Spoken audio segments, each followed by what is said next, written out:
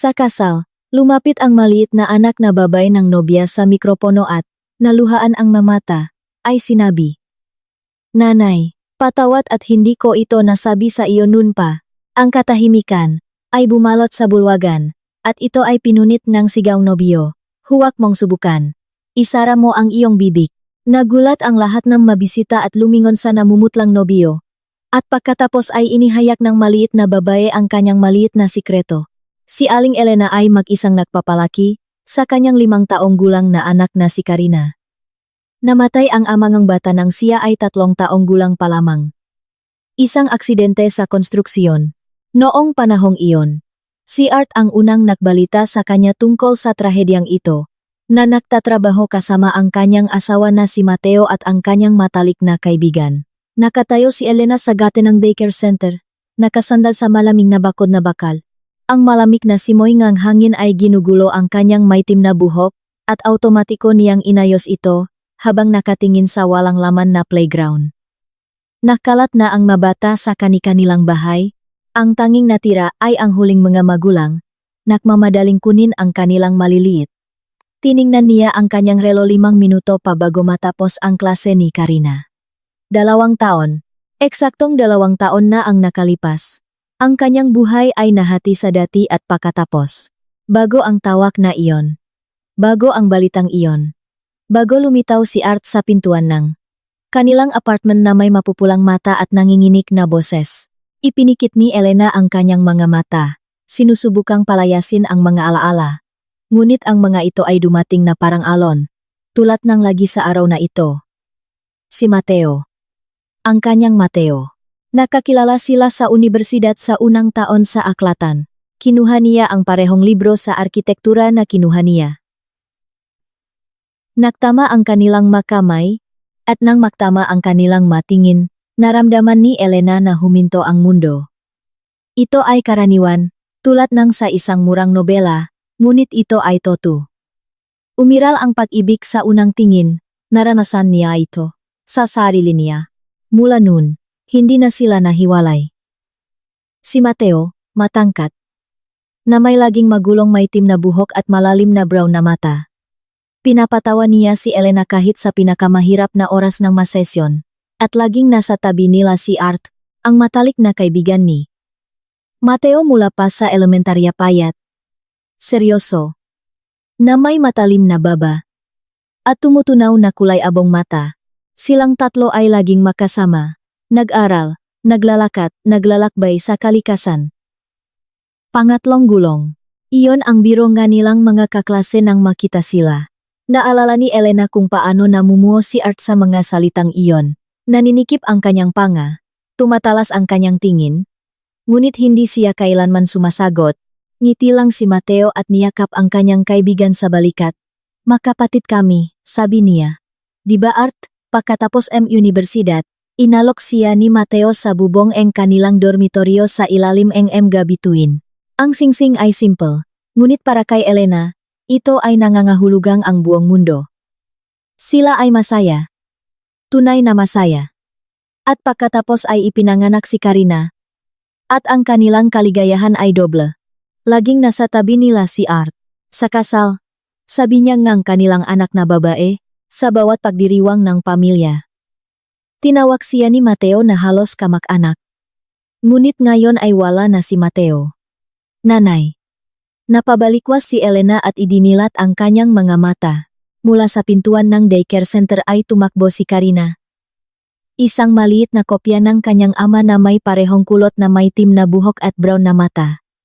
5 taon. Ngunit napakatalino na ng bata. Yumuko si Elena at binuksan ang kanyang magabisik. Sumugot ang bata sa kanya, at mahigpit siyang niyakap ni Elena. Naamoy ang shampoo ng bata at ang sariwang amoy ng hapon. Nagdrawing kami ngayon. Tingnan mo. Ibinigay ni Karina kay Elena ang isang lukot na papel na may larawan ng isang bahay, araw, at 3 figura. Ito kami ni nanay. At ito si tatay sa ulap, sabing guro. Nasa langit na si tatay. At tinitiknan tayo. Humigpit ang lalamunan ni Elena mula sa nalalapit na luha. Ngunit pinilit niya ang sarili na ngumiti. Napakaganda. Mahal. Halika na. Umuwi na tayo. Hinawakan niya ang kamay kanyang anak, at lumabas sila sa bakuran ng daycare center. Iniisip ni Elena kung paano nila gugugulin ang mahirap na gabing ito nang makasama nang biglang tumunok ang busina ng kotse na nagpalingon sa kanya. Huminto ang isang itim na SUV sa gilid ng kalsada. Bumaba ang bintana, at lumabas ang ulo ni Art. Mga bata, sumakay na kayo. Ihahatid ko kayo. Sigaw niya. Habang kinawayan sila, dumating si Tito Art. Masayang sigaw ni Karina at inalis ang kamay mula sa kamay ng kanyang ina, ay tumakbo patungo sa kotse. Lumabas si Art sa kotse, binuhat ang bata at itinapon pataas. Tumawa si Karina ng malakas na tawa ng bata. Maingat niya itong inilagay sa likurang upuan, ikinabit ang seatbelt, at pagkatapos ay inikot ang kotse at binuksan ang pintuan sa harap para kay Elena. Anong ginagawa mo rito? Nagulat si Elena, habang papalapit. Nakibit balikat si Art. Nanatili ang kanyang mukha na kalmado. Dumaan lang ako. May kailangan akong ayusin. Direktang tiningnan niya si Elena, at hindi niya nakita ang anumang bakas ng pagkamahiyain sa kanyang mamata. Tumango si Elena at sumakay sa kotse.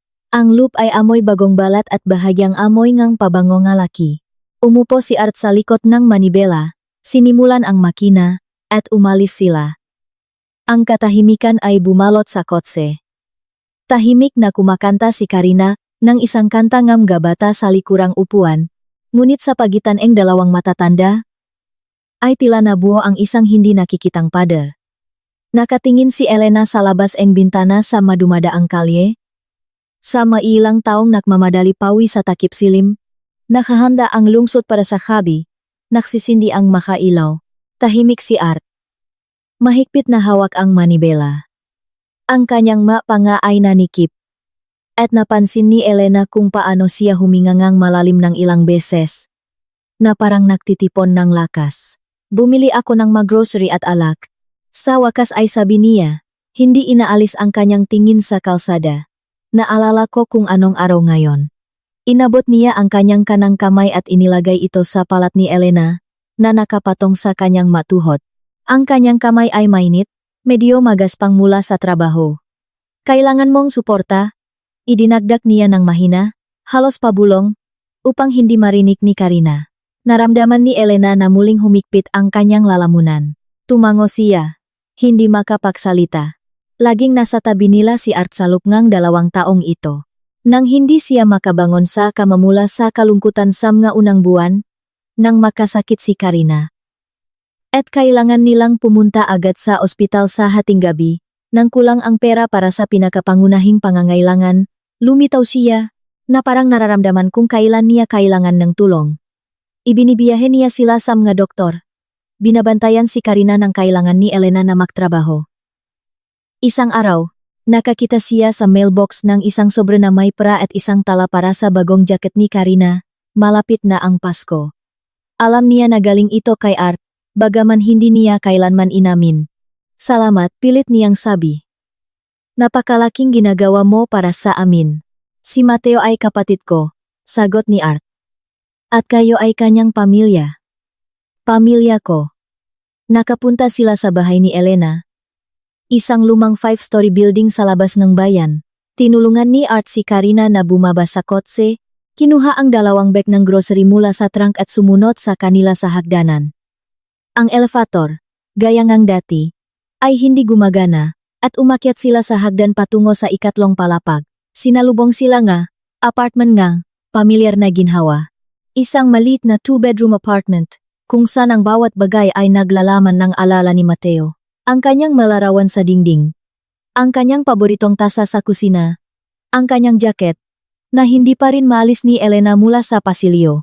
Karina, mahugas ka ang kamay at maglaro sa iyong silid. Okay? Tanong ni Elena. Okay, nanay. Tumakbo ang bata. At si Elena at Art ay naiwan sa kusina. Nagsimula siyang ilabas ang mga grocery mula sa mga bag. Sariwang tinapay, keso, gulay para sa salad, isang botengang pulang alak. Tulungan mo ako, alok ni Art, habang iniraraos ang kanyang mga manggas. Tahimik silang nagtrabaho. Balikat sa balikat. Nagihiwa si Elena nga gulay. Nagahandang hapakainan si Art. Ang kanyang nga galaw ay tiyak na parang ginawa na niya itong daan-daang beses sa kusinang ito. Tinitingnan ni Elena siya sa gilid ng kanyang mata. Tumanda si Art sa loob ng 2 taong ito. Lumitaw ang mga kulubot sa paligid ng kanyang mga mata, ilang puting buhok sa kanyang mga templo. Ngunit siya ay nanatiling tuwid, naglalabas pa rin ng kalmadong lakas. Pakalipas ng kalahating oras, handa na ang hapunan. Tumakbo si Karina sa tawag, at silang tatlo ay umupo sa hapagkainan. Nagbuhos si Art ng alak sa 2 baso, para sa kanya at kay Elena, at nagbuhos ng juice para kay Karina. Para kay Mateo. Mahinang sabi ni Art. Habang iniaangat ang kanyang baso, para kay tatay. Sumagot si Karina, habang iniaangat ang kanyang basong juice. Tumango si Elena, hindi makapagsalita, at uminom ng isang subo. Ang alak ay matalim. Nagpapaso sa kanyang lalamunan. Ang hapunan ay lumipas sa tahimik na pag-usap. Nagwento si Karina tungkol sa daycare, sa kanyang mga kaibigan, sa mga bagong laro. Maingat na nakinig si Art, nagtanong. Tumawa sa kanyang magabirong bata. Tinitiknan sila ni Elena at naisip kung gaano siya kahusay na magiging ama. Nang matapos kumain si Karina, pinadala siya ni Elena upang magsipilyo at mahanda para matulog. Naiwan silang 2 ni Art sa hapagkainan. Muli niyang pinuno ang kanilang mga baso. Napakagaling niyang kaibigan, sabi ni Art, habang nakatingin sa bintana, kung saan lumalalim ang dilim, ang pinakamahusay na kilala ko, at ang pinakamahusay na asawa at ama. Nanginginig ang boses ni Elena, at lumuha ang kanyang mga mata. Ipinikit niya ang kanyang mamata, sinusubukang pigilan, ngunit bumuhos pa rin ang luha sa kanyang pisngi. Tumayo si Art. Inikot ang hapagkainan at umupo sa tabi niya. Niyakap niya siya sa balikat. Inilapit sa kanya. At inilibing ni Elena ang kanyang muha sa kanyang balikat. Inilabas ang kanyang luha. Patawad, humikbi siya. Akala ko nalakpasan ko na. Ngunit ngayon, huwag kang humingi ng tawad, mahinang sabi ni Art, habang hinahagot ang kanyang likod. Umiyak ka hanggat kailangan. Nandun ako. Nandun lang sila sa loob ng ilang minuto, hanggang sa kumalma si Elena. Lumayo siya, pinunasan ang kanyang mamata ng tissue. Salamat. Hindi ko alam kung ano ang gagawin ko kung wala ka. Laging nasa tabi. Sagot ni Art at bumalik sa kanyang upuan. Tinapos nila ang alak. Nag-usap tungkol sa nakaraan. Naalala si Mateo, ang kanyang mabiro, ang kanyang mapangarap, ang kanyang maplano. Ikinuwento ni Elena kung paano niya gustong magtayo ng bahay para sa kanila sa labas ng bayan, na may malaking hardin at swing para kay Karina. Sabi niya, gusto niya na ang kanyang anak ay magkaroon ng pagkabata sa kalikasan, at hindi sa mga konkretong kahon na ito. Malungkot na ngumiti si Elena. Naalala ko. Tumango si Art. Palagi niyang iginuhit ang mas-sketch ng bahay na iyon. Ipinapakita niya sa akin sa trabaho. Naging tahimik. Paikot-ikot na hinawakan ni Art ang walang laman na baso. Pagkatapos ay inilagay ito sa hapagkainan at tiningnan si Elena. Pakinggan mo, mayroon akong iminungkahing. Nagsimula siya. At sa kanyang boses ay lumitaw ang pag-alinlangan na hindi pa napapansin ni Elena dati. Alam mo, mayroon akong 3 tiket sa isang mountain resort para sa susunod na linggo. Naisip ko, siguro dapat tayong pumunta. Kailangan mong magpahinga. Baguhin ang iyong kapaligiran. Makikinabang din si Karina. Kumunot ang nuni Elena. Hindi ko akalain na ito ang pinakamahusay na opsyon. Umiling siya. May trabaho ako. May daycare si Karina. Nanay, lumitaw si Karina sa pintuan. Nakapajaman na may larawan ng makuneho sa kartun. At gusto kong pumunta sa mga bundok. Pakiusap. Nakinig ka ba? Mahigpit na tanong ni Elena. Ngunit ngumiti. Ayoko. Narinig ko lang. Sabi ngang bata na puno ng pagsisisi. Pakiusap. Hindi pa ako nakapunta sa mga bundok. Tito Art, sabihin mo kay nanay. Tumawa si Art. Tingnan mo. Gusto rin ni Karina. 1 linggo lang. Elena, nararapat ka sa pahinga na ito. Tiningnan ni Elena ang manakmamakaawang mata ng kanyang anak na babae. Pagkatapos ay si Art, na naghihintay ngang kanyang sagot na may pag-asa. Buntong hininga siya. Okay, tara na. Yehey! Sigaw ni Karina at niyakap ang kanyang ina. Ngumiti si Art, at napansin ni Elena na may dumaan sa kanyang mga mata. Isang bagay na parang ginhawa. Ang isang linggo ay mabilis na lumipas sa pagmamadali ni paghahanda. Nag-impake si Elena ngang gagamit. Pumipili ngang mainit na damit para kay Karina. Nagpapaalam sa guro sa daycare tungkol sa pagliban ngang kanyang anak. Nahuli niya ang kanyang sarili na nag-iisip na sa unang pagkakataon sa loob ng 2 taon, may nararamdaman siyang kahawig ng pag-asam. Hindi kagalakan, hindi. Malayo pa ang kagalakan, ngunit bahagyang pagkausyoso, pagnanais na baguhin ang kapaligiran, makalabas sa walang katapusang siklong trabaho, bahay, at daycare.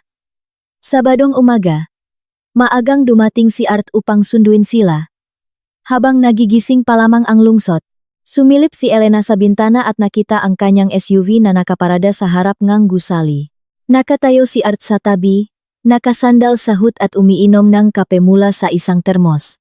Nakasuot siya ng maong at maitim na jacket. Bahagyang magulo ang kanyang buhok dahil sa hangin. Karina. Dumating na si Chitu Art. Tawag ni Elena sa kanyang anak, na tumatakbo sa apartment, upang hanapin ang kanyang paboritong laruan. Paparating na. Umakyat si Art sa kanila. Kinuha ang 2 maleta at isang bag ng pagkain para sa paglalakbay. Handa na ba kayo para sa mga adventure? Tanong niya, habang kinindatan si Karina. Oh, tumalon ang bata sa tuwa. Bumaba sila. Maingat na inilagay ni Art ang bagahe sa trunk. Tinulungan si Karina na umupo sa likurang upuan at ikinabit ang kanyang seatbelt. Umupo si Elena sa harap, at umandar ang kotse. Ang lungsot ay unti-unting naiwan. Ang nga high-rise building ay pinalitan ng nga pribadong bahay, pagkatapos ay lumitaw ang mabukirin at kagubatan. Nakadikit si Karina sa bintana. Masiglang tinitingnan ang mahindi pamilyar na tanawin. May mahinang musika sa radyo, at naramdaman ni Elena na ang tensyon ng manakaraang araw ay nagsimulang humupa. Gaano katagal ang biyahe? Tanong niya. Nga 4 na oras. Hindi hihigit, sagot ni Art. Ang base ay nasa paanan ng bundok. Maganda doon sa panahong ito ang taon. May cable car ba doon? Sumabat si Karina. Mayroon. Ngumiti si Art, habang tinitingnan ang bata sa rearview mirror. At hindi lang iyon. Maari ka ring sumakay ng kabayo. Ngang kabayo, lumaki ang mamata ni Karina. Nanay, naririnig mo ba? Sa tunay na kabayo. Tumawa si Elena. Sa unang pagkakataon sa mahabang panahon, tunay na tunok ang kanyang tawa. Naririnig ko, mahal. Basta't mangako ka na susundin mo ang tagapagturo. Pangako. Ang kalsada ay paakyat sa pagitan nem nga burol. Unti-unting tumataas. Ang hangin ay naging mas malinis. Mas malamig. Binuksan ni Elena ang bintana at huminga ngang malalim. Amoy pine at sariwa. Salamat sa pag-ayos ng lahat ng ito. Sabi niya, habang lumilingon kay Art. Wala yon. Saglit niyang inalis ang tingin sa kalsada at tiningnan siya. Masaya akong pumayag ka. Ang resort ay isang komportableng kompleks ng mga kubo na gawa sa kahoy, na nakakalat sa gilid ng bundok. Sa paligid ay nakatayo ang nga puno ng pino, at sa malayo ay makikita ang nga nakabalot na taluktok. Ang hangin ay napakalinis kaya't nahihilo si Elena. Wow! Bulong ni Elena, habang lumalabas sa kotse. Nag-check-in si Art sa reception. At inihatid silang receptionist sa isa sa mga kubo. Sa loob ay mainit at amoy kahoy. Isang sala na may fireplace. Isang malit na kusina. 2 silid tulugan sa itaas. At isang malaking beranda na may tanawin ngang mamabundok. Nanay. Tingnan mo ang ganda. Idinikit ni Karina ang kanyang ilong sa bintana ngang panoramic window. Talagang maganda. Sang-ayon ni Elena. Dinala ni Art ang mga maleta. Umupo na kayo. Naisip ko na baka kumain muna tayo dito. At pagkatapos ay maglakat-lakat. Ano sa tingin niyo? Maganda ang tunok. Tumango si Elena. Inayos nila ang kanilang magamit, Nakpalit ng mas komportableng damit at bumaba sa restaurant ng resort. Nak-order sila ng tanghalian sopas, karne na may gulay, at inumin para kay Karina. Ang bata ay walang tigil na nakuwento, nagbabahagi ang kanyang maimpresyon, at nagpaplano para sa susunod na linggo. Tito Art, totoong sasakay tayo ang kabayo bukas. Oo naman, napakasunduan na natin, paniniguro ni Art. At sa cable car din. Yehey. Tinitingnan ni Elena ang kanyang anak at naisip na matagal na niyang hindi nakita si Karina na ganun kasaya. Sa nakaraang 2 taon. Ang bata ay tahimik. Maalalahanin. Hindi angkop sa kanyang edad.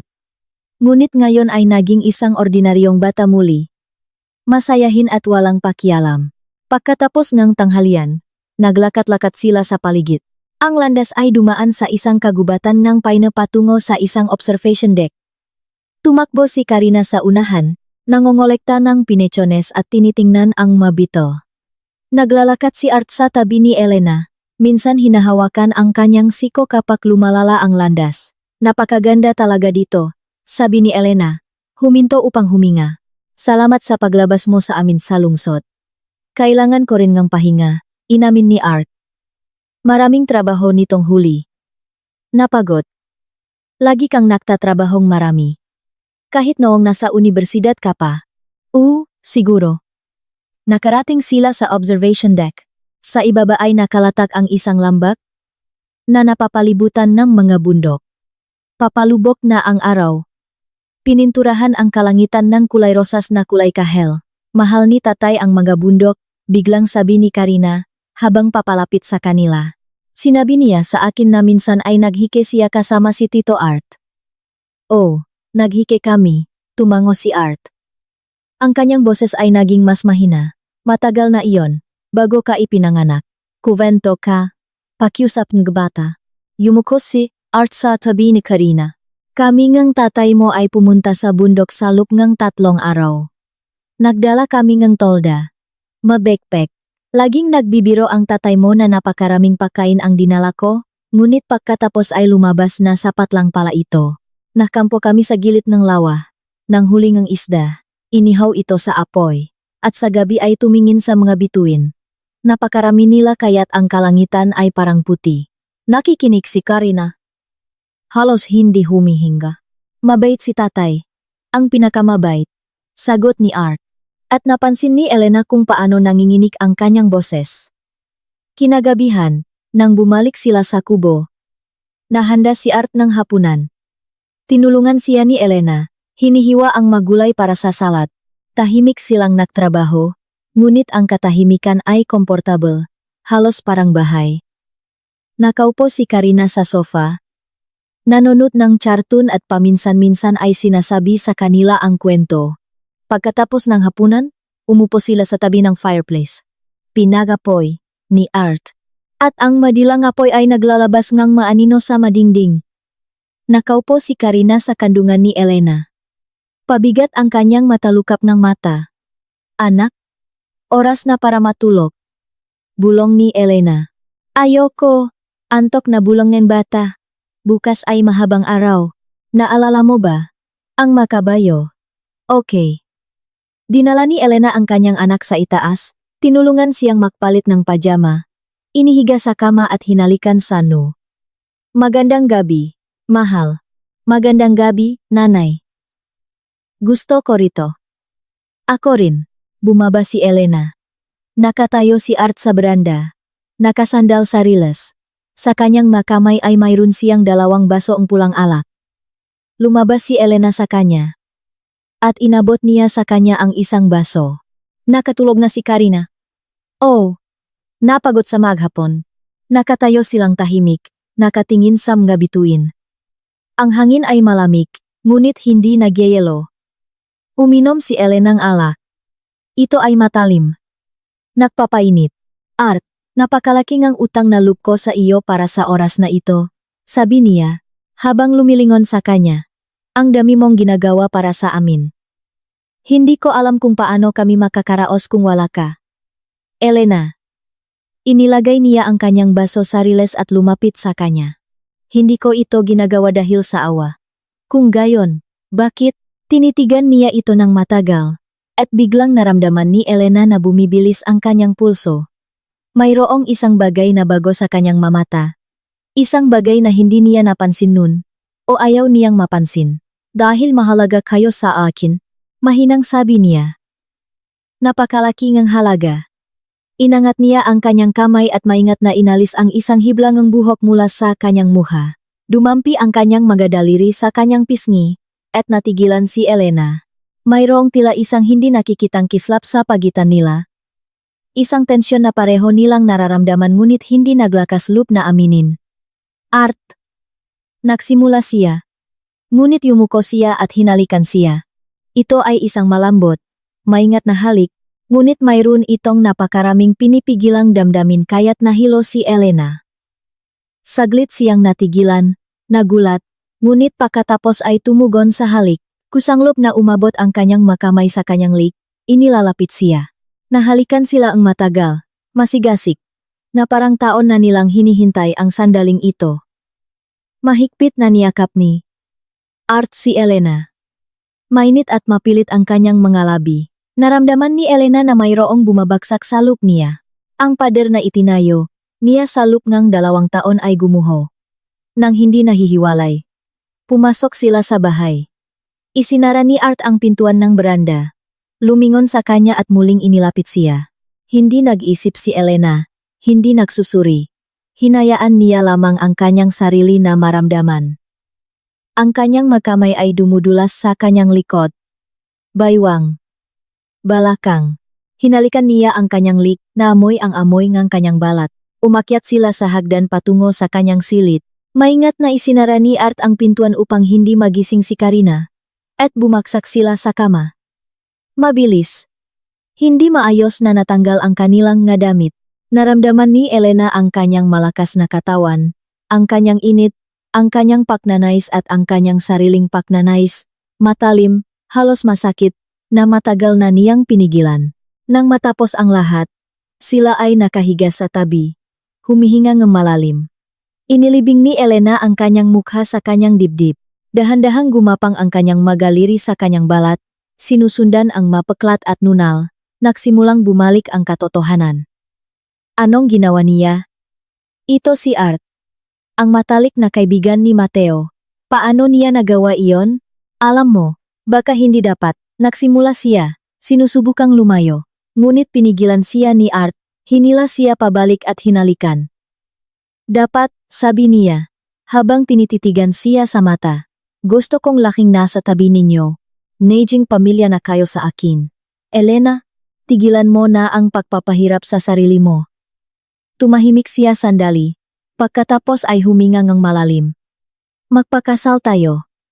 Natigilan si Elena. Ano? Magpakasal ka sa akin. Ulit ni Art. Ang kanyang boses ay seryoso. Walang bakas ang pag-alinlangan. Mahal kita. Mahal na mahal kita palagi. Ngunit, sinubukan niyang magsalita. Ngunit ang maksalita ay nanatili sa kanyang lalamunan. Wala nang ngunit. Umupo siya sa kanyang siko. Tinitiknan siya mula sa itaas. Masaya tayo magkasama. Nararamdaman mo iyan. Diba? Alam kong nararamdaman mo. At ano ang sasabihin ng iba? Umiling si Elena. 2 taon pa lang ang nakalipas. Iisipin ng Matao, hayaan mo silang mag-isip ngang kahit ano, putol ni Art sa kanya. 2 taon na ang nakalipas, Elena. Kailangan mong magpatuloy sa buhay. Karapat dapat ka sa kaligayahan. At kailangan ni Karina ngang ama. Hindi ko mapapalitan si Mateo. Siyempre. Ngunit laging nasa tabi ninyo. Pinatunayan ko na ito. Hindi ba? Tinitigan siya ni Elena, nakukumahok ang kanyang isip. Ito ay kabaliwan. Masyadong mabilis, masyadong hindi inaasahan. Ngunit sa kaibuturan ng kanyang puso, alam niyang tama siya. Kailangan niya ng suporta. Kailangan ni Karina ng ama. At si Art. Laging nasa tabi si Art. Inalagaan niya sila. Minahal sila. Hindi ko alam. Bulong niya. Alam mo, malumanay na sabi ni Art. Habang hinahalikan siya sa no. Ayaw mo lang aminin. Sabihin mo ang Elena. Maging masaya tayo makasama. Ipinikit niya ang kanyang mga mata. Nakikinig sa kanyang puso. Takot ang nakikipaglaban sa pag-asa. Pangkasalanan sa pagnanais na magpatuloy sa buhay. Sa wakas ay bulong niya. Pumayag ako. Ngumiti si Art ng malawak, tapat, at hinalikan siya muli, matagal at marahan. Hindi ka magsisisi, bulong niya. Pangako. Niyakap ni Elena siya, sinusubukang maniwala sa kanyang nga salita. At sa isang lugar sa loop, sa pinakamalayo na sulok ng kanyang isip, sumilay ang isang nakababahalang kaisipan, ngunit pinigilan niya ito. Pagbalik mula sa biyahe, lubos silang abala sa paghahanda para sa kasal. Idiniin ni Art na hindi na dapat magpatumpik-tumpik pa. Sa isang buwan, opisyal na silang magiging isang pamilya. Sinubukan ni Elena na huwag isipin kung gaano kabilis ang nangyayari, kung gaano kabilis nagbabago ang kanyang buhay. Sabado ng umaga, dumating si Art na may fan. Binuksan ni Elena ang pinto at nakita siyang bumaba sa chap, habang hinihimas ang kanyang makamay. Handa na ba para lumipat? Ngumiti siya. Parang hindi sigurado niyang sagot. Puno ngang makahon ang apartment. Nag-impake si Elena ng gamit sa buong linggo. Ngunit sa tuwing kukunin niya ang isang bagay na konektado kay Mateo, humihina ang kanyang makamay. Ang kanyang paboritong tasa, isang larawan mula sa kanilang kasal. Ang t-shirt na suot niya sa bahay. Pumasok si Art, tiningnan ang ngasilit. Galing. Halos lahat ay naiimpake mo na. Tulungan mo ako sa mabibigat na kahon. Nakaupo si Karina sa sahig sa kanyang silid. Napapalibutan ng galaruan. Inaayos niya ang nga ito sa dalawang tumpok. Ang nga dadalhin niya. At ang nga matitira. Anak, kumusta? Tanong ni Art, habang nakaupo sa tabi niya. Tumingin sa kanya ang bata at muling tumitik sa laruan. Mabuti, mahinang sagot niya. Magugustuhan mo ang bagong bahay. Mayroon kang malaking silid doon. Sinubukan ni Art na hawakan ang kanyang kamay, ngunit lumayo si Karina. Napansin ito ni Elena mula sa pasilyo at kumunot ang kanyang Kadalasan ay mahal na mahal ni Karina si Art. Laging masaya sa kanyang pagdating. Ngunit sa nakaraang araw, may nagbago. Nakarga sila nga gamit sa fansalup ngang halos 2 oras. Si Art ang nagbubuhat ng mga kahon. Sinisiguro ni Elena na walang makalimutan. Nang may lagay ang huling kahon, lumingon siya at tiningnan ang walang laman na apartment. Hindi ba tayo masyadong nagmamadali? Tanong niya, habang naramdaman na humikpit ang kanyang lalamunan. Lumapit si Art mula sa likod at niyakap siya sa balikat. Sa katunayan, napakaraming oras ang nasayang natin, bulong niya sa kanyang tainga. Oras na para magsimula ng bagong buhay. Hindi ba iyan ang gusto mo? Gusto ko, tumango si Elena, bagaman nanginginig ang kanyang kalooban. Ang bahay ni Art ay nasa kabilang dulong lungsod. Sa isang tahimik na lugar na may mga bagong gusali. Isang 3-bedroom apartment sa ika-5 palapag na may tanawin ng parke. Maliwanag, maluwag at hindi katulad ng kanilang lumang apartment. Ito ang iyong silid, Karina. Binuksan ni Art ang pinto sa nursery. Maari mo itong ayusin ayon sa gusto mo. Bukas, pupunta tayo sa tindahan. Bibiling bagong kasangkapan. Mga laruan. Salamat. Pumasok ang bata. Ngunit walang sigasik sa kanyang boses. Nakatinginan si Elena at Art. Siguro, pagod siya sa paglipat. Hula niya. Ayusin muna natin ang mga gamit, tapos mag-order tayo ng pizza. Magandang ideya. Sa tingin mo? Kinagabihan.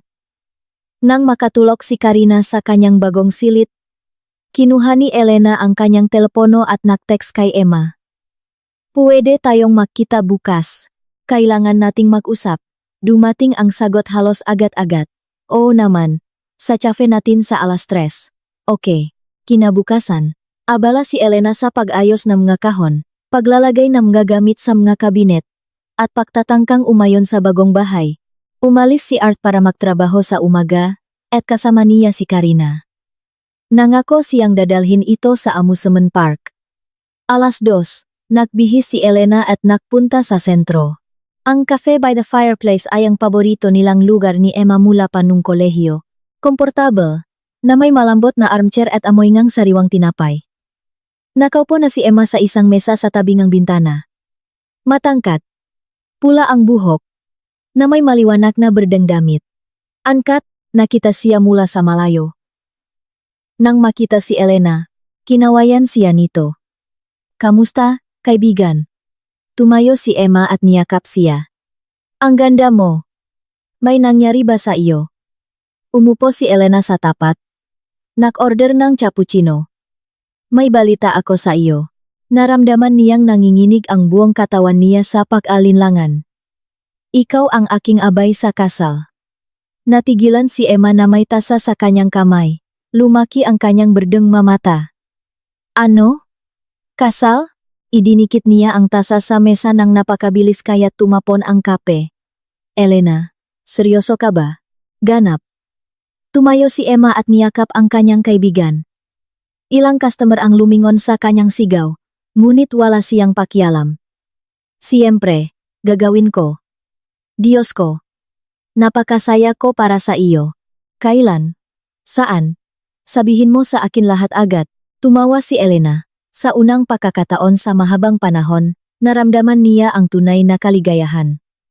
Sa isang buwan, makakaroon ng outdoor ceremony maliit lang, ang pinakamalapit lang. Umupo ulit si Emma. Nagliliwanag ang kanyang mukha. Teka, sino siya? Hindi ko alam na mayroon kang karelasyon. Paano kayo nakakilala? Bakit ka tahimik? Uminom si Elena ng kape. Nagtitipon ng kanyang mainiisip. Art, sabi lang niya. Natigilan si Emma sandali. Pagkatapos ay bumuka ang kanyang bibig sa pagkamangha. Seryoso ka ba? Art, ang matalik na kaibigan ni Mateo? Oo. Diyos ko. Umupo si Emma sa likod ng kanyang upuan. Sinabi ko na sa iyo noong nasa kolehiyo pa tayo? Di ba? Sinabi ko na may gusto siya sa iyo. Ngunit palagi kang tumatanggi. Sinasabi mong makaibigan lang tayo. Nakibit balikat si Elena nang hindi kumikibo. Hindi ko talaga napansin. O ayaw kong mapansin. Noong panahong iyon, si Mateo ang kasama ko. At ngayon, lumapit si Emma. Lumambot ang kanyang boses. Mahal mo ba siya? Nakisip si Elena. Mahal niya ba si Art? O nasanay lang siya sa kanyang pag-alaga? Sa kanyang presensya. Nandun siya nang malungkot siya. Sinusuportahan niya siya, tinutulungan. Naging bahagi siya ang kanilang buhay. Hindi ko alam, tapat niyang inamin. Ngunit masaya ako kasama niya.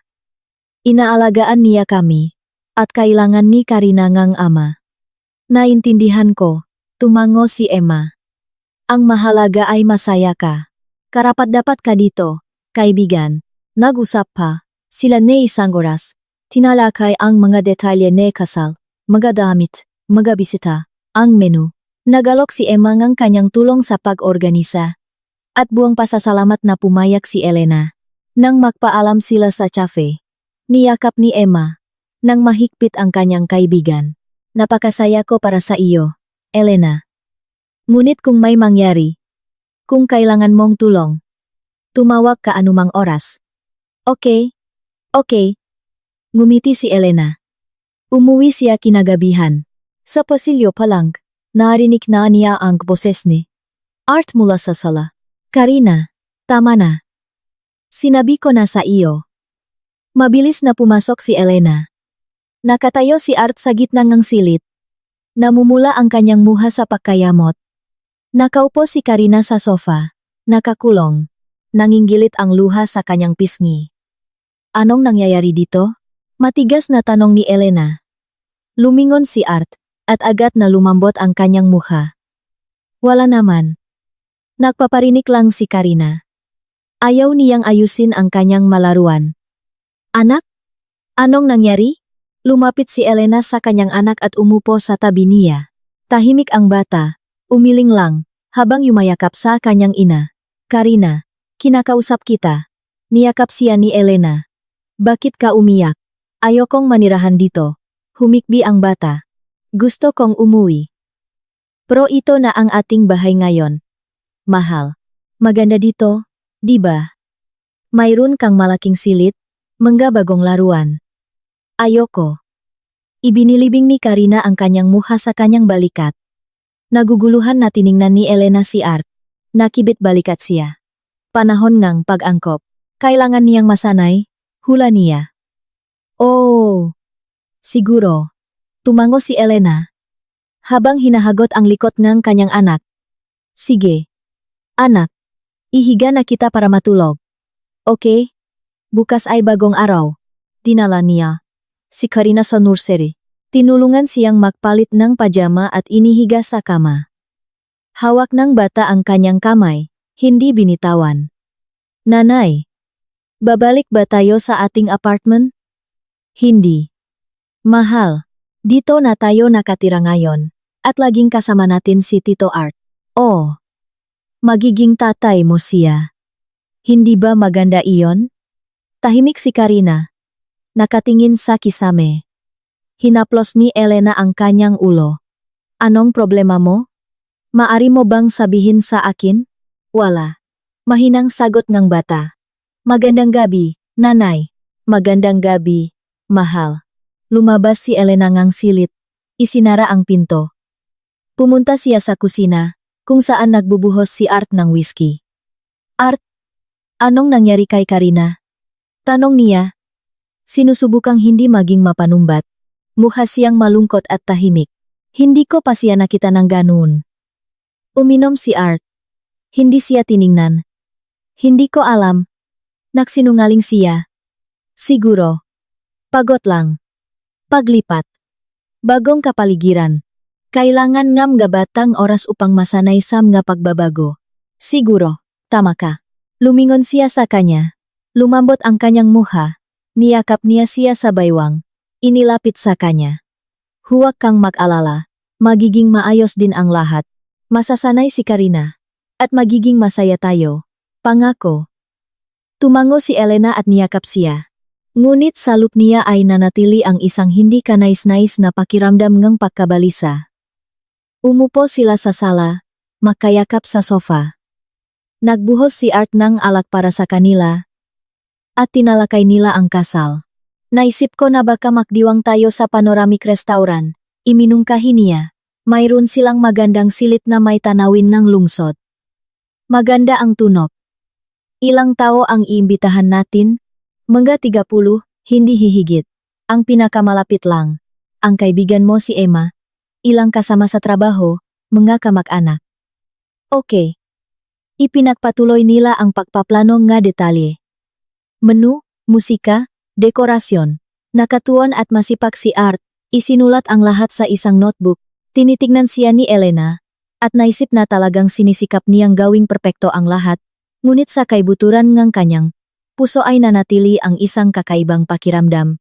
Mayroong mali. Isang bagay na konektado kay Karina. Sa sumunod na mga araw, nagsimulang mapansin ni Elena ang nga pagbabago sa pag-ugali ng kanyang anak. Si Karina ay naging tahimik, sarado. Hindi na niya pinakiusapan si Art na makipaglaro sa kanya. Hindi na siya tumakbo upang salubungin siya mula sa trabaho. Kapag sinubukan niyang yakapin siya, naging tensyonado ang bata. Anak, anong nangyari? Tanong ni Elena isang umaga. Nang makasama sila sa kusina. Galit ka ba kay Tito Art? Hindi. Umiling ang bata. Ngunit may pakabalisa sa kanyang mga mata. Kung gayon, bakit ganyan ang ugali mo? Mahal mo siya nun. Ako lang. Tumahimik si Karina. Habang kinagat ang kanyang labi. Ano? Mahal. Maari mo akong sabihin ng kahit ano. Wala, nanay. Hindi naniwala si Elena, ngunit hindi na siya nagpumilit. Naisip niya na ito ay adaptasyon lang sa bagong kondisyon. Nabalisa ang bata dahil sa paglipat, dahil sa nalalapit na kasal. Normal lang iyon. Malapit nang maging mayos ang lahat. Ang 3 linggo ay lumipas sa isang napakabilis na paghahanda. Pumipili si Elena nga damit. Nak-order nga mabulaklak. Nag-ayos ng menu sa restauran. Tinulungan siya ni Emma sa lahat ng bagay. Naging isang tunay na organizer. Si Art ang humawak sa mga teknikal na bagay. Nag-book ang hall. Nag-ora ng mga musikero. Nag-imbita ng mga bisita. Si Karina ay nanatiling sarado at tahimik. Ilang beses sinubukan ni Elena na kausapin siya, ngunit pilit na sinabi ngang bata na maayos ang lahat.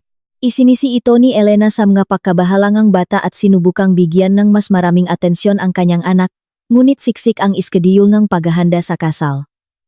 Sa wakas, dumating ang araw na iyon. Maliwanag ang langit at ang mainit na sikat ng araw ay nagbibigay buhay sa paligid. Nagising si Elena ng maaga sa umaga sa silid ng hotel na binook ni Art para sa kanya at kay Emma. Ayon sa tradisyon, hindi dapat makita ang nobyo at nobya bago ang seremonya. Nakahiga siya, nakatingin sa kisame, at sinusubukang pigilan ang pangingining ng kanyang makamay. Gising ka na? Narinig ang antok na boses ni Emma mula sa katabing kama. Oh, hindi na ako makatulog, inamin ni Elena. Umupo si Emma. Naginat, kinakabahan, napakasama. Normal lang iyan, ikakasal ka. Tumayo si Emma at lumapit sa bintana. Maganda ang panahon. Iyan ay isang magandang tanda. Ngumiti si Elena. Salamat sa pagiging kasama ko. Saan pa ako pupunta? Kinindatan siya en kaibigan. Sige, bumanggong ka. May stylist tayo sa isang oras. Ang sumunod na ilang oras ay lumipas na parang panaginip.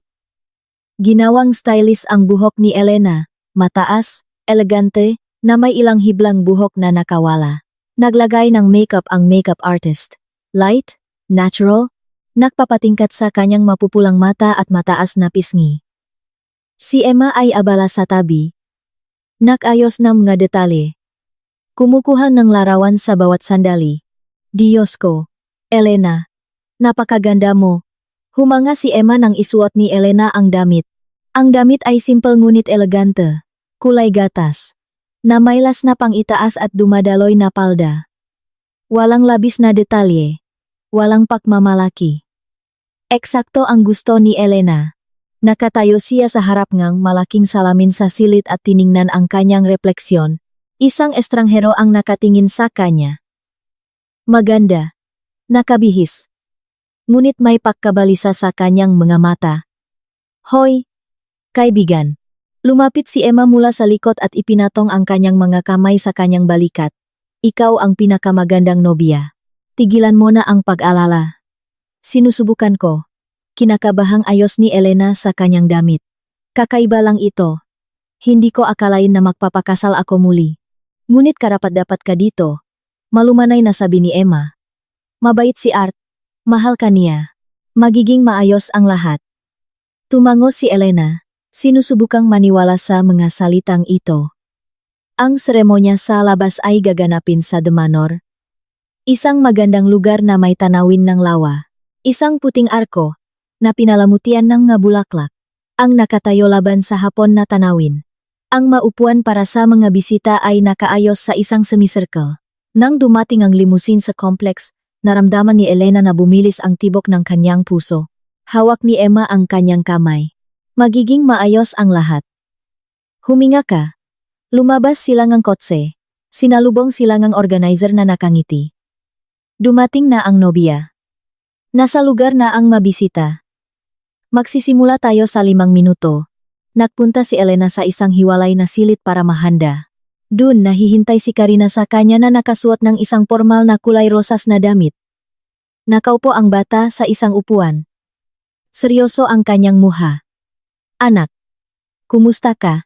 Yumuko si Elena sa harap ng kanyang anak. Tiningnan siya ni Karina ng malalaking brown na mata. Mabuti. Nanay. Napakaganda mo. Inayos ni Elena ang ribon sa kanyang buhok. Lalabas ka sa harapan ko at magwiwisik ng marosas. Kaya mo ba? Tumango ang bata, ngunit walang sigasik. Karina, kung may nag-alala sa iyo, maari mo akong sabihin. Hinawakan ni Elena ang kanyang makamay. Sa sandaling iyon, sandaling tiningnan ng bata ang kanyang ina, nanginginig ang kanyang labi, na parang magsasalita, ngunit pagkatapos, ay umiling siya. Ayos lang, nanay. Ayos lang, mahal. Tumunog ang musika. Ang wedding march. Sumilip ang organizer sa silid. Oras na. Inayos ni Emma ang belo ni Elena. Binigyan siya ng buke ng puting rosas. Sige, nobya. Lumabas si Elena. Bumukas sa harap niya ang isang eksena. Ang mabisita sa maupuan. Ang arko sa harapan. At sa ilalim nito ay nakatayo si Art na nakasuot ng maitim na asul na suit. Tiningnan niya si Elena nang may pagmamahal kaya't nawalan siyang hininga. Lumakat si Karina sa unahan. Dahan-dahang nakwiwisik ng garosa sa daan. Sumunod si Elena sa kanya. Naramdaman ang pangingining ng kanyang manggatuhot. Nang makalapit siya sa arko, inabot ni Art ang kanyang kamay. Napakaganda mo. Bulong niya. Ang seremonya ay maikli at nakakaantik. Nakbigkas ang selebran eng magagandang salita tungkol sa pag-ibig, katapatan, at bagong simula. Nakpalitan eng singsing si Art at Elena. Mainit at matatag ang kanyang kamay. Ipinapahayag ko kayong mag-asawa. Maligaya na sabi ngang selebran. Maari mong halikan ang nobya. Yumuko si Art at marahang hinalikan si Elena. Nakpalakpakan ang ngabisita. Nakatayo si Karina sa tabi. Seryoso pa rin ang kanyang mukha. Matapos ang seremonya, lumipat ang lahat sa restoran ng kompleks. Isang malaking hall na may panoramic windows, magagandang dekorasyon na mesa, live na musika, nasa 30 ang mga bisita, mga kaibigan, kasamahan, at malalayong kamag-anak. Nakaupo si Elena at Art sa gitnang mesa. Nahahatid ang mawaiter ngang champagne. Si Emma, bilang abay, ang unang naktos para kay Elena at Art. Para sa kanilang pag-ibig. Para sa kanilang kaligayahan. Naway makasama sila ngang maraming taon. Inangat niya ang kanyang baso, at sumama ang lahat ng mga bisita. Nagsimula ang hapunan. Nagpalitan ang mga pagkain, mga salad, main course, dessert. Nag-usap ang mga bisita. Nagtatawanan, sumasayaw. Nakaupo si Elena sa tabi ni Art. At tila naramdaman niya na sa wakas ay masaya na siyang muli. Sa unang pagkakataon sa mataong ito, nagsimulang umayos ang buhay. Yumuko si Art sa kanya at bumulong. Masaya ka ba? Ngumiti siya. Hinalikan siya nito sa pisngi. Ako rin. Nagpatuktok ang banda, nagsasayaw ang nga bisita. Nakaupo si Karina sa isang hiwalay na mesa kasama ang ibang mga bata. Ngunit hindi sumasali sa mga laro. Tahimik lang siyang nakatingin sa mga matatandang nagsasaya. Lumipas ang halos isang oras. Isa sa mga kasamahan ni Art ang kumuha ng mikropono. Mga kaibigan, inumin natin ito para sa bagong kasal. Para sa kanilang bagong buhay. Inangat ng lahat ang kanilang mga baso. At sa sandaling iyon, tumayo si Karina mula sa kanyang upuan. Ang maliit na figura na nakasuot ng kulay rosas na damit ay naglakad patungo sa entablado, kung saan nakatayo ang mikropono. Napansin siya ni Elena sa gilid ng kanyang mata. Karina. Lumingon siya. Anak, anong ginagawa mo? Lumapit ang bata sa mikropono. Napakaliit niya kaya't kailangan niyang ibaba ang stand. Kinuha ni Karina ang mikropono na nanginginig ang mga kamay. May luha sa kanyang mukha. Bumalot ang katahimikan sa bulwagan. Natigilan ang mga bisita, nakatingin sa bata. Nanay, sabi ni Karina, nanginginig ang kanyang boses. Patawad at hindi ko ito nasabi sa iyo noon pa. Natigilan si Elena. Anong nangyayari? Huwag mong subukan. Biglang sigaw ni Art. Tumayo mula sa kanyang upuan. Isara mo ang iyong bibig.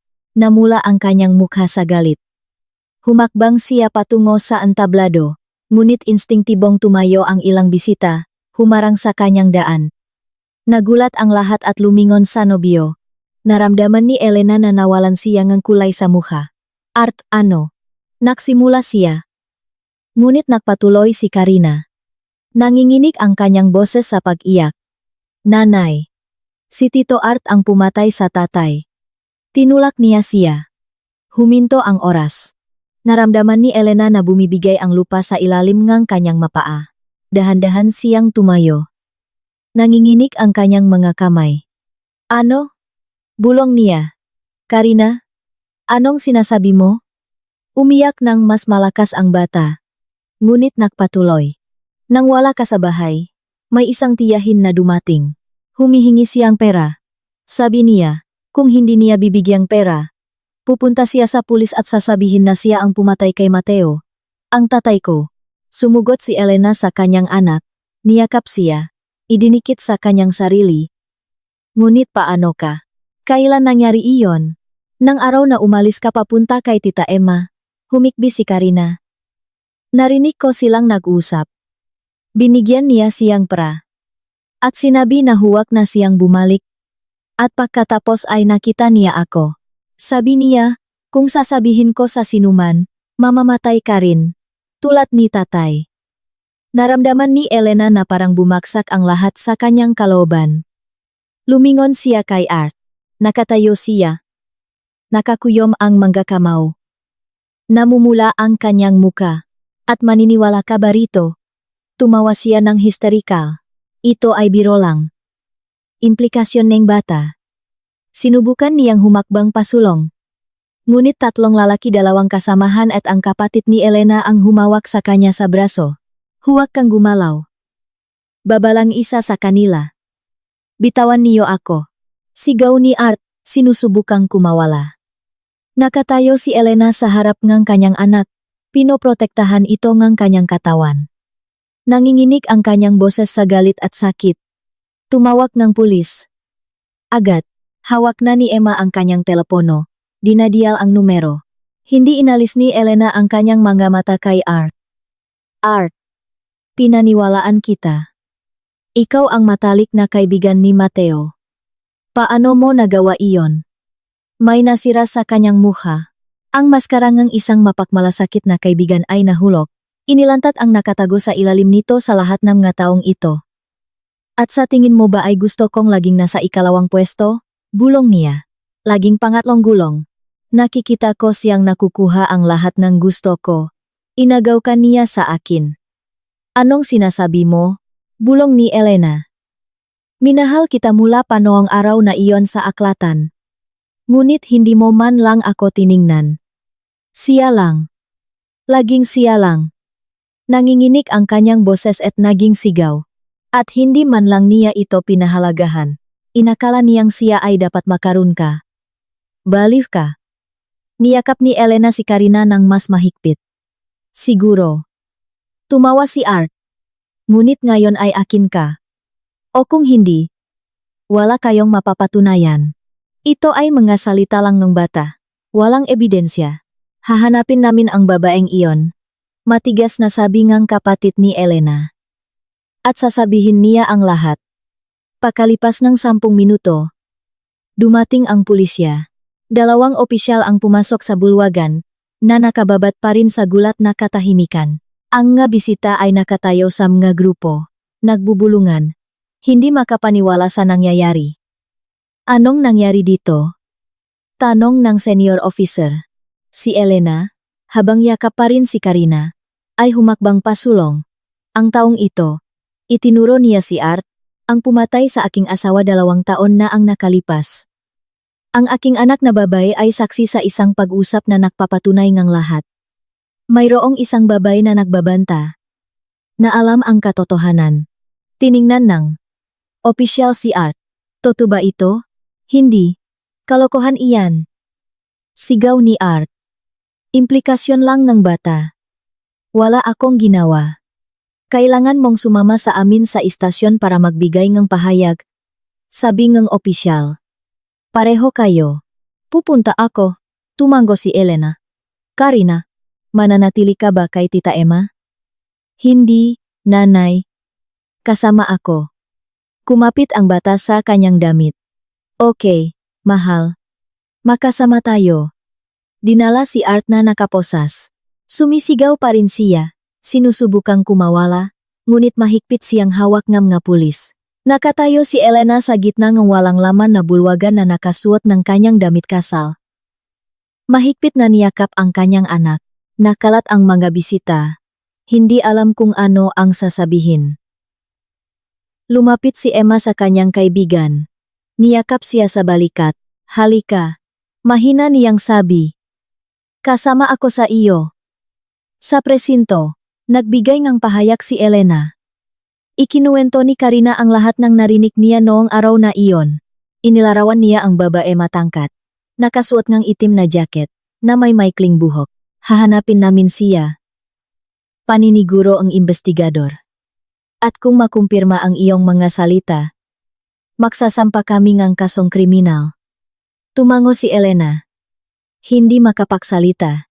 Ang lahat ng nangyari ay tila isang bangungot. Ang arawng kanyang kasal ay naging impyerno. Ang taong pinagkakatiwalaan niya ay naging mamamatay taong kanyang asawa. At si Karina, ang kawawang Karina, ay tahimik sa lahat ng panahong iyon. Natatakot para sa buhay ng kanyang ina. Patawat, anak, bulong ni Elena, habang hinahalikan ang tuktok ng ulo ng kanyang anak. Patawat at hindi kita naprotektahan nun. Wala kang kasalanan, nanay, mahinang sagot ng bata. Lumabas sila ni istasyon ni pulisya sa kalaliman ni Kabi.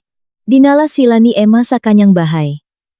Nakasuot pa rin si Elena ng kanyang damit kasal, marumi at gusot.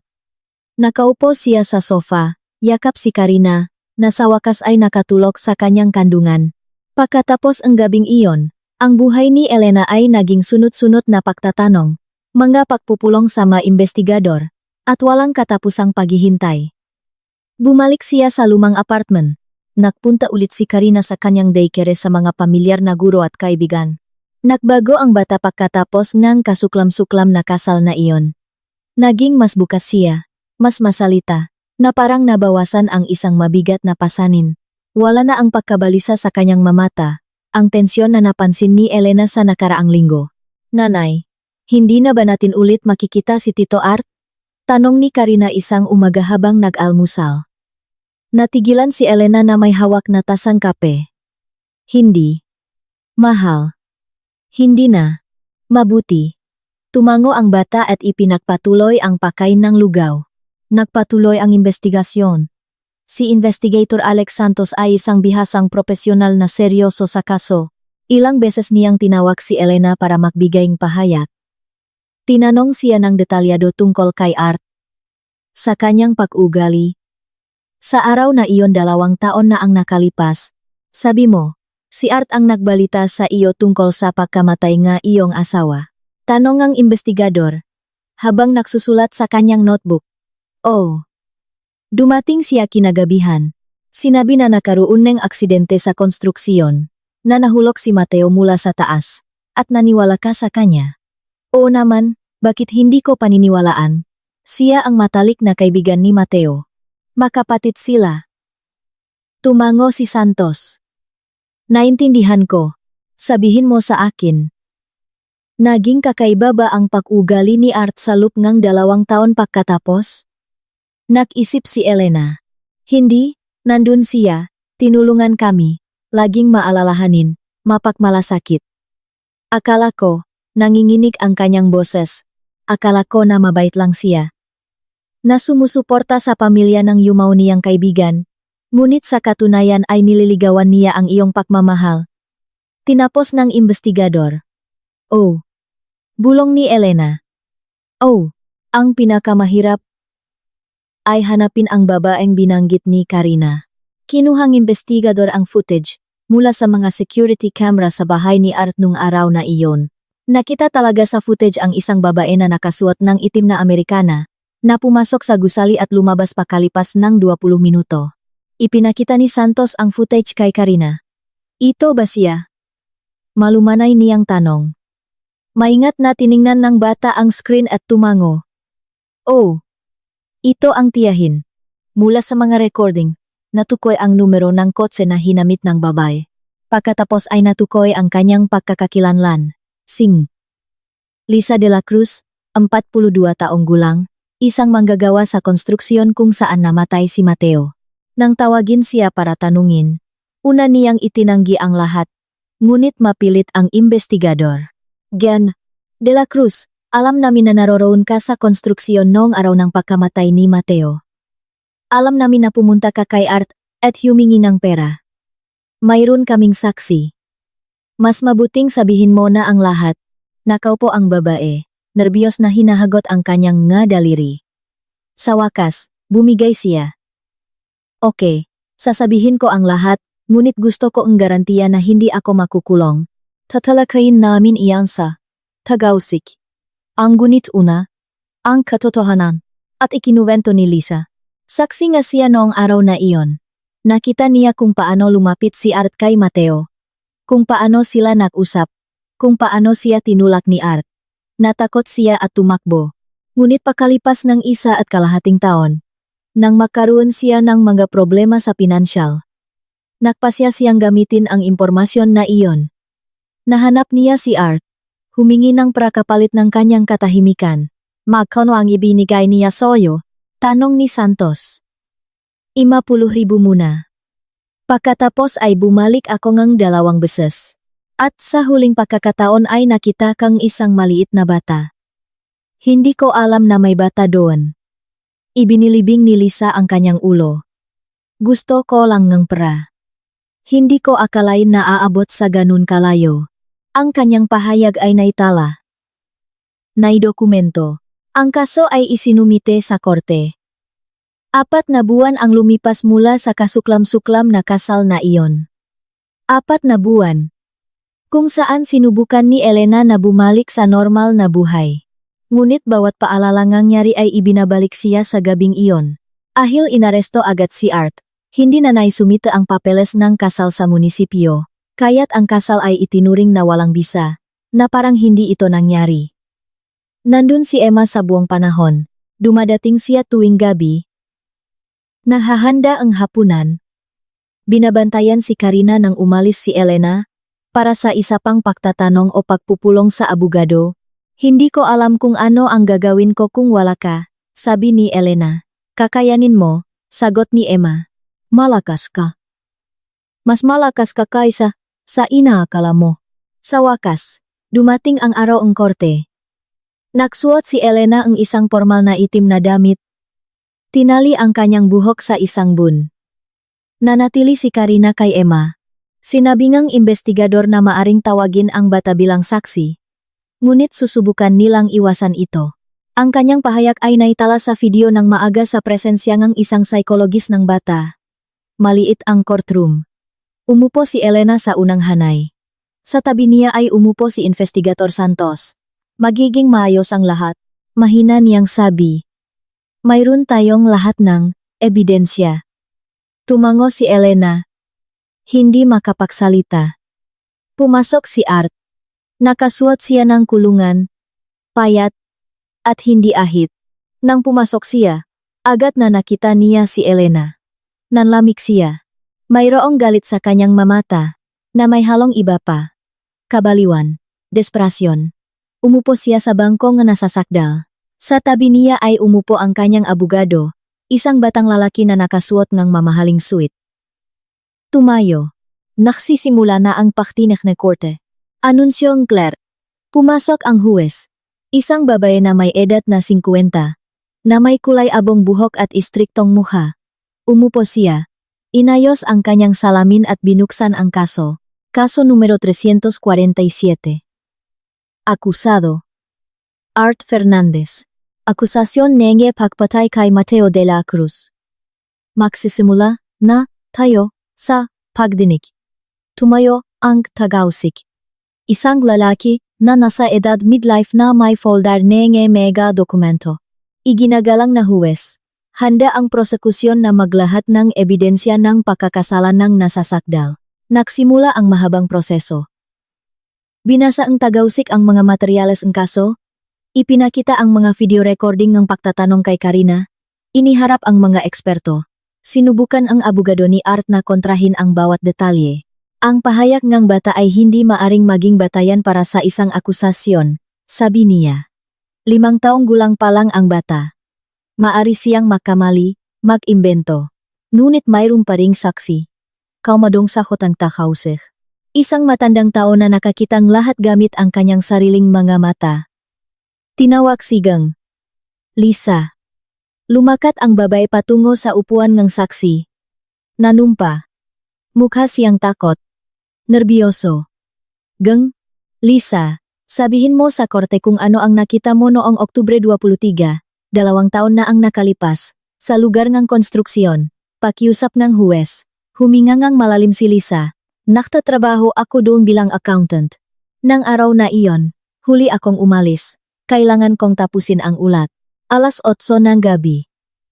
Lumabas akong baraks at nakita ang 2 lalaki sa itaas na bahagi ng konstruksyon. Isa sa kanila, si Mateo, ay nag-iimbestiga ng isang bagay sa gilid. Ang pangalawang lalaki, si Art, ay lumapit sa kanya. Anong nangyari pagkatapos? Tanong ng huwes. Nag-usap sila. Malayo ako. Hindi ko narinig ang mga salita. Ngunit si Art, siya ay nagagalit.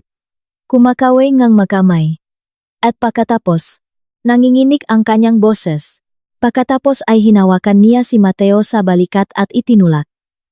Nahulog si Mateo. Narinig ko ang isang sigaw. Pagkatapos ay isang malakas na tunog. Binalot ang katahimikan sa bulwagan. Ipinikit ni Elena ang kanyang mga mata. Mahigpit na hawak ang mga sandalan ng upuan. Sumilay sa kanyang isip ang isang imahe. Nahuhulog si Mateo. Sumisigaw. Ang kanyang katawan ay bumabagsak sa lupa. At anong ginawa mo pagkatapos nito? Patuloy ng huwes. Natakot ako. Tumakbo ako. Alam kong mali iyon. Ngunit natatakot ako. Natatakot ako na masangkot ako dito.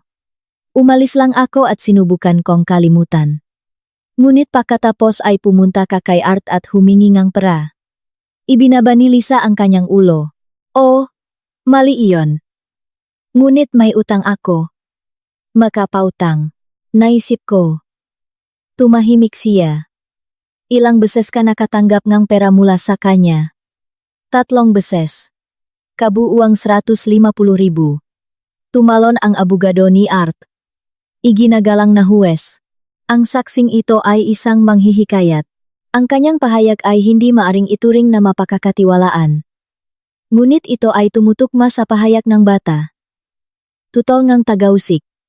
At sa circumstantial evidence. May motibo si Art. Mahal niya ang asawang biktima.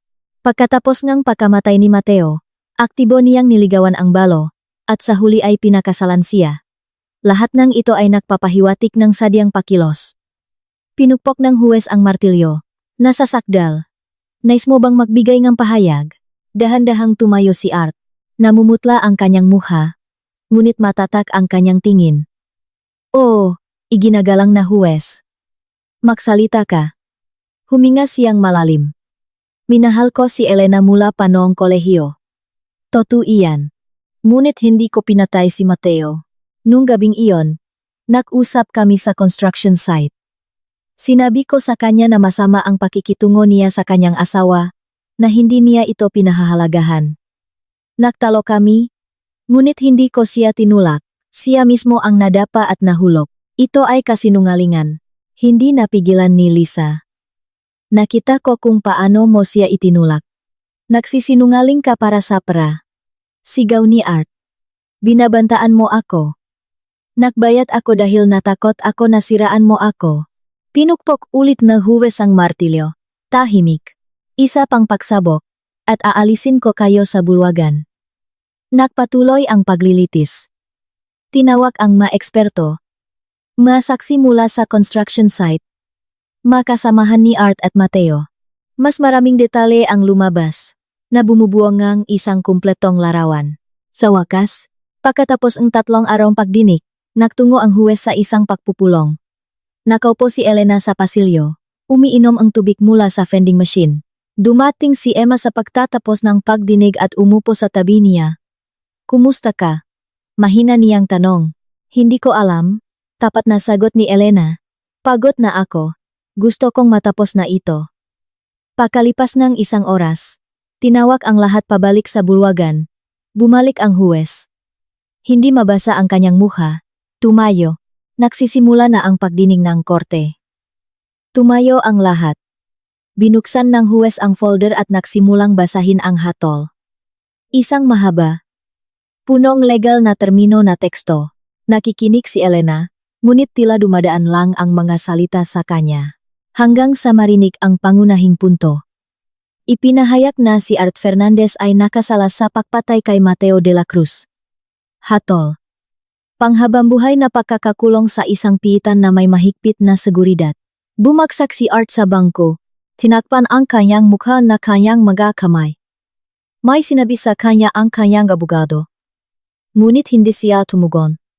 Naramdaman ni Elena na lumuha ang kanyang magamata. 7 taon. 7 taon lamang para sa buhay ni Mateo. Para sa isang sirang pamilya. Para sa nasira na pagkabata ni Karina. Tumayo siya at lumabas ngang bulwagan. Sa labas ay maliwanag ang araw. Sumisikat ang araw. Umaawit ang mga ibon. Nagpapatuloy ang buhay. Walang pakialam sa mga trahedyang tao. Humingang ang malalim si Elena. Lumabo ang lahat sa kanyang paningin. Elena. Niyakap siya ni Emma sa balikat. Tapos na ang lahat. Kinaya mo. Oh. Kaibigan. Bulong ni Elena. Minsan. Dahil sa pag-ibig, gumagawa ang mga taong ganong kabaliwan. Hindi iyon pag-ibig. Matigas na sabi ni Emma. Iyon ay obsession. Hindi pumatay ang pag-ibig. At naging asawa ako ng pumatay kay Mateo. Bumuhos ang luha mula sa mga mata ni Elena. Nakipagtalik ako sa taong pumatay sa aking asawa. Paano ako mabubuhay ngayon? Hindi mo alam. Huwag mong sisihin ang sarili mo. Mas mahigpit na niyakap ni Emma ang kanyang kaibigan. Ang oras ang magpapagaling. Makikita mo. Ikaw at si Karina ay makakaraos. Laging nasa tabi. Nagmaneho sila upang sunduin si Karina mula sa daycare. Pagkatapos ay bumalik sa apartment ni Elena. Nahanda si Emma ngang hapunan.